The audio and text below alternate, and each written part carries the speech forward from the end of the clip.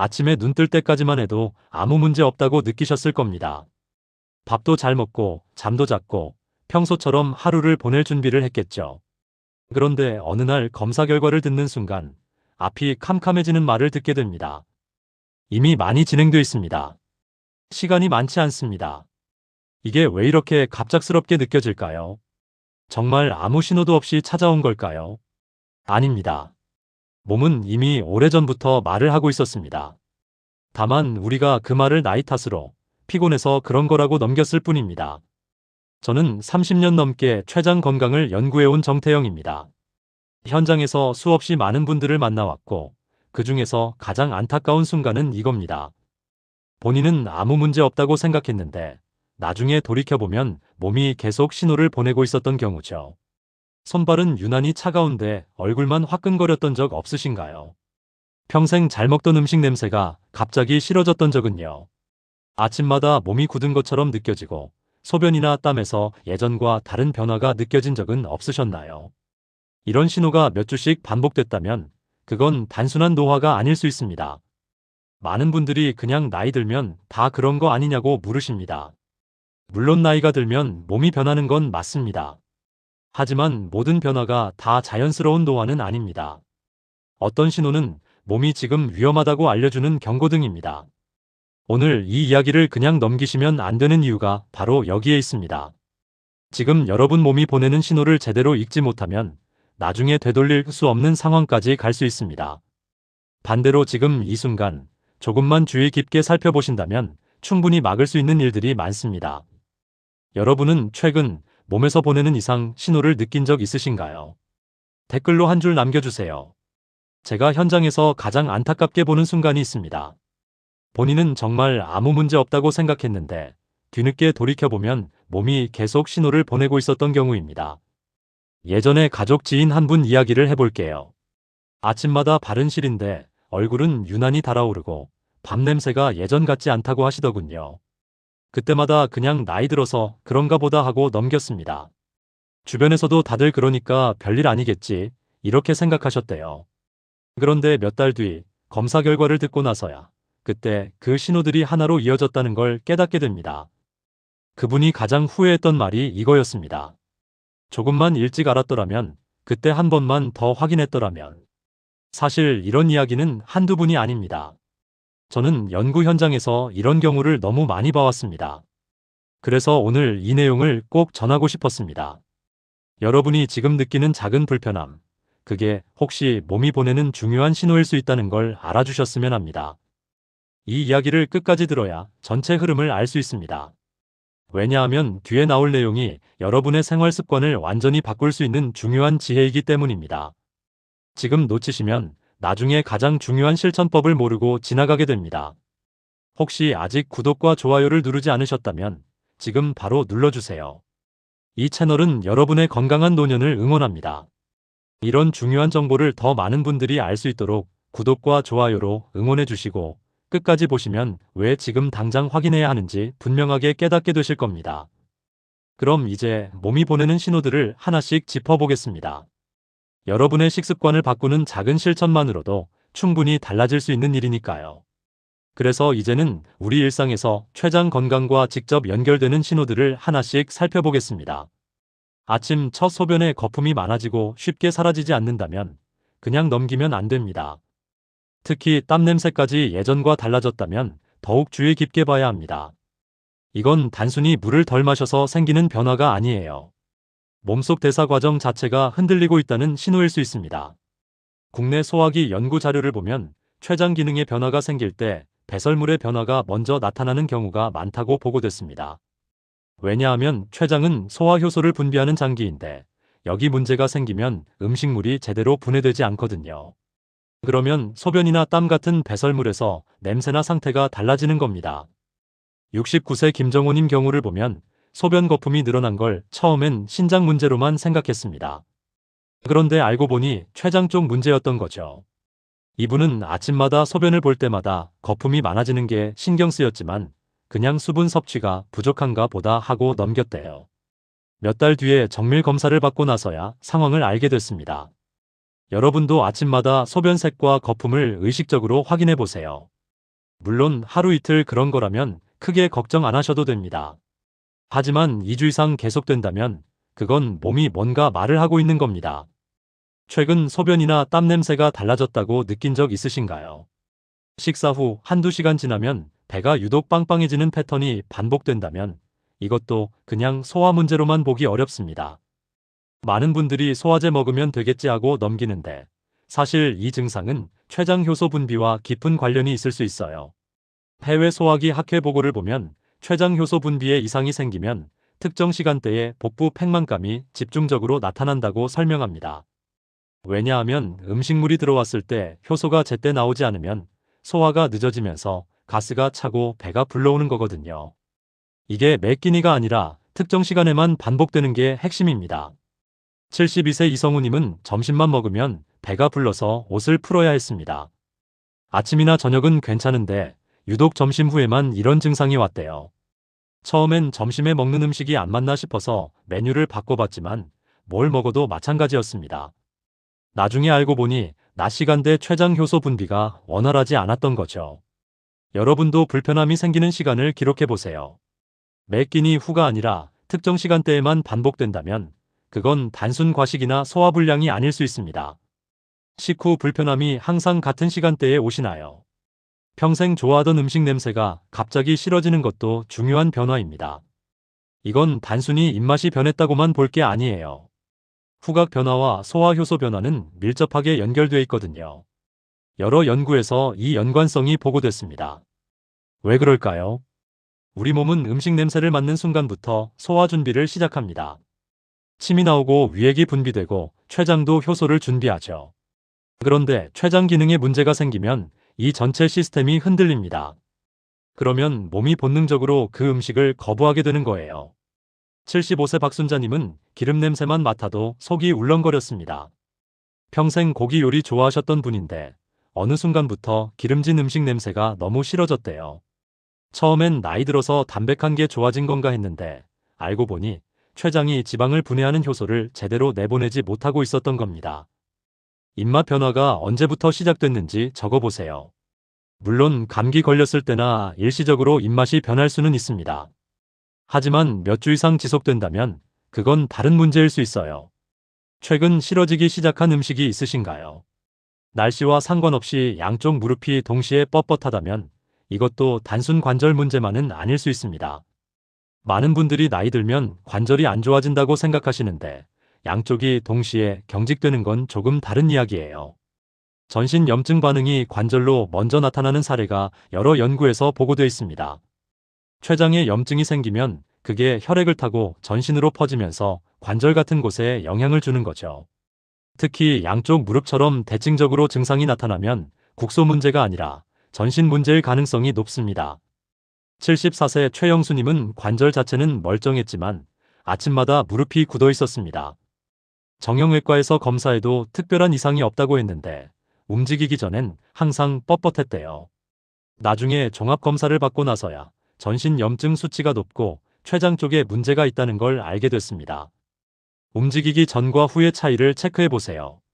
조금 움직이면 나아지는데 가만히 있을 때 양쪽이 동시에 경직된다면 이건 한쪽만 아픈 일반적인 관절 문제와는 다릅니다.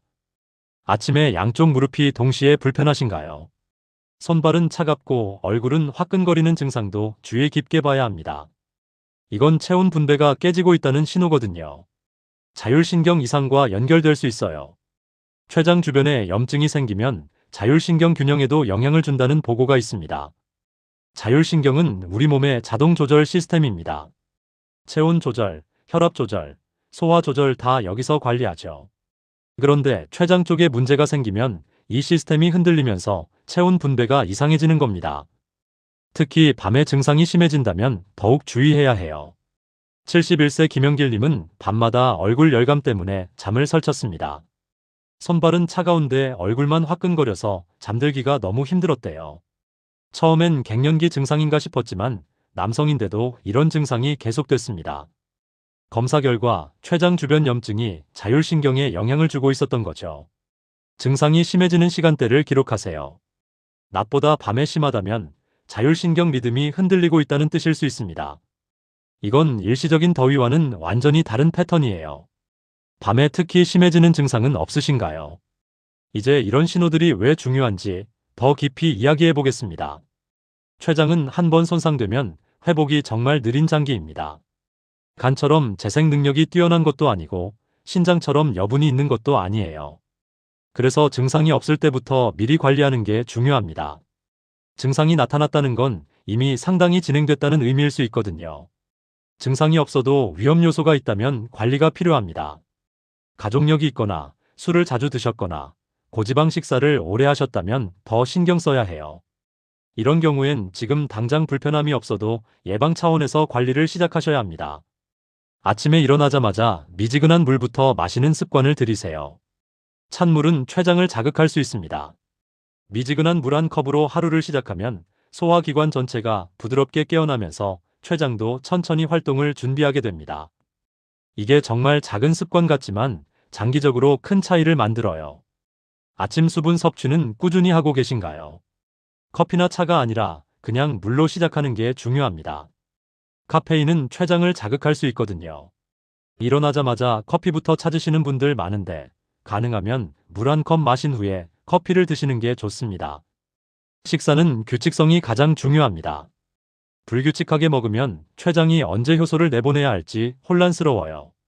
그러면 필요할 때 효소가 제대로 안 나오거나 필요 없을 때 나와서 췌장 자체를 손상시킬 수 있습니다. 가능하면 매일 비슷한 시간에 식사하는 습관을 만드세요. 과식과 야식은 췌장에 큰 부담을 줍니다. 특히 저녁 늦게 먹으면 췌장이 쉬어야 할 시간에도 계속 일하게 되거든요. 이게 반복되면 췌장이 지쳐서 제 기능을 못하게 됩니다. 저녁은 가능하면 일찍, 그리고 가볍게 드세요. 잠들기 최소 3시간 전엔 식사를 마치는 게 좋습니다. 저녁 식사 시간은 일정하신가요? 매일 시간이 들쭉날쭉하면 췌장이 적응을 못합니다. 일정한 리듬을 만들어주는 게 중요해요. 퇴근 시간이 불규칙하더라도 최대한 비슷한 시간대에 먹으려고 노력해보세요. 스트레스는 췌장 기능을 직접 흔듭니다. 스트레스 받으면 코르티솔 같은 호르몬이 나오는데 이게 췌장 효소 분비에 영향을 주거든요. 또 스트레스 받으면 과식하기 쉽고 술, 담배 찾게 되고 이 모든 게 췌장의 악영향입니다. 참는 습관이 오히려 독이 됩니다. 스트레스를 속으로만 삭이면 몸이 긴장 상태를 계속 유지하게 돼요. 그러면 소화기관도 긴장하고 췌장도 제대로 일을 못합니다. 화가 나거나 답답할 땐 적절히 표현하고 풀어내는 게 건강에 훨씬 좋습니다. 호흡을 천천히 하며 몸을 풀어주세요. 깊게 숨 쉬기만 해도 부교감신경이 활성화되면서 소화기관이 편안해집니다. 하루에 5분이라도 눈 감고 천천히 숨 쉬는 시간을 가져보세요. 요즘 숨이 자주 가쁘진 않으신가요? 스트레스 받으면 호흡이 얕아지는데 이것도 소화에 안 좋은 영향을 줍니다. 기름진 음식을 줄이는 것도 중요합니다. 췌장은 지방을 분해하는 리파아제라는 효소를 내보내는데 고지방 음식을 계속 먹으면 이 효소를 과도하게 분비하느라 췌장이 지칩니다. 특히 튀김이나 삼겹살 같은 고지방 음식을 자주 드신다면 횟수를 줄여보세요. 술은 췌장의 가장 큰 적입니다. 소량이라도 자주 마시면 만성 췌장염 위험이 높아져요. 특히 빈속에 술 마시는 건 정말 위험합니다. 췌장이 알코올을 분해하느라 엄청난 스트레스를 받거든요. 술을 완전히 끊기 어렵다면 최소한 횟수를 줄이고 절대 빈속에 마시지 마세요. 담배도 췌장 건강에 치명적입니다. 담배 속 화학물질이 혈관을 수축시켜서 췌장으로 가는 혈류를 방해합니다. 그러면 췌장 세포가 제대로 영향을 못 받고 기능이 떨어지고 염증이 생기기 쉬워져요. 담배는 췌장암 위험도 크게 높인다는 연구 결과가 많습니다. 단 음식도 조심해야 합니다. 췌장은 인슐린을 분비하는 장기이기도 하거든요. 단 음식을 과도하게 먹으면 인슐린을 계속 내보내느라 췌장이 지칩니다. 그러다 보면 당뇨로 이어질 수도 있어요. 당분 섭취를 줄이고 혈당을 천천히 올리는 통곡물 같은 걸로 바꿔보세요. 충분한 수면도 췌장 건강에 중요합니다. 잠을 잘 때 우리 몸의 모든 장기가 회복됩니다. 췌장도 마찬가지예요. 수면 부족이 계속되면 췌장이 제대로 회복할 시간이 없어서 기능이 떨어집니다. 하루 최소 7시간은 주무시려고 노력해보세요. 가벼운 운동은 췌장 건강에 도움이 됩니다. 운동하면 혈액순환이 좋아지고 췌장에도 산소와 영양이 잘 공급됩니다. 또 운동은 인슐린 민감도를 높여서 췌장 부담을 줄여줘요. 격렬한 운동보다는 매일 30분씩 걷기 같은 가벼운 운동이 좋습니다. 이제 마지막으로 꼭 기억하셔야 할 이야기를 정리해드리겠습니다. 오늘 이야기의 핵심은 간단합니다. 우리가 노화라고 넘겨온 많은 신호들, 그중 일부는 그냥 지나치면 안 되는 경고일 수 있다는 겁니다. 소변 거품, 식후 복부 팽만, 음식 냄새 거부감, 양쪽 무릎 경직, 손발 냉증과 얼굴 열감. 이 5가지가 몇 주 이상 반복된다면 한 번쯤은 꼭 확인해 보셔야 합니다. 아무 관리 없이 방치하면 발견이 늦어질 수 있습니다. 췌장은 침묵의 장기라고 불릴 만큼 증상이 늦게 나타나거든요. 그래서 증상이 확실하게 느껴질 땐 이미 상당히 진행된 경우가 많습니다. 하지만 반대로 조금만 일찍 확인하면 선택지가 완전히 달라집니다. 초기엔 생활 습관 개선만으로도 충분히 관리할 수 있거든요. 잘못 관리했을 때와 제대로 관리했을 때의 차이는 정말 큽니다. 잘못 관리하면 만성 췌장염으로 이어질 수 있고, 그러면 평생 약을 먹어야 하고 식사 제한도 심해집니다. 심한 경우 췌장암 위험까지 높아져요. 하지만 제대로 관리하면 지금 상태를 유지하거나 오히려 좋아질 수 있습니다. 제대로 관리한다는 건 거창한 게 아니에요. 규칙적인 식사, 충분한 수분, 스트레스 관리, 금주금연, 가벼운 운동. 이 5가지만 지켜도 췌장 건강은 충분히 지킬 수 있습니다. 특히 아침 물 1컵, 저녁 일찍 가볍게 먹기, 이 2가지는 오늘부터 바로 실천할 수 있는 가장 쉬운 방법입니다. 오늘 당장 실천할 한 가지를 권해드립니다. 내 몸의 변화를 하루만이라도 기록해보세요. 아침 소변 상태, 식후 배 느낌, 무릎 경직 정도, 손발 체온. 이렇게 간단하게라도 적어보시면 패턴이 보입니다. 그 작은 기록이 큰 차이를 만듭니다. 기록하다 보면 자신의 몸을 더 잘 이해하게 돼요. 어떤 음식을 먹었을 때 불편한지, 어떤 시간대에 증상이 심한지, 이런 게 보이기 시작합니다. 그러면 그에 맞춰 생활을 조정할 수 있죠. 이게 바로 스스로 건강을 지키는 첫 번째 단계입니다. 또 하나 중요한 건 혼자 고민하지 마시라는 겁니다. 증상이 계속되면 전문가와 상담하세요. 부끄러운 일도 아니고 겁낼 일도 아닙니다. 오히려 빨리 확인할수록 선택지가 많아지고 관리가 쉬워집니다. 늦게 가서 후회하는 것보다 일찍 가서 안심하는 게 훨씬 낫습니다. 다음 영상에서는 이런 신호가 있을 때 어떤 검사를 선택해야 하는지 현실적으로 정리해드리겠습니다.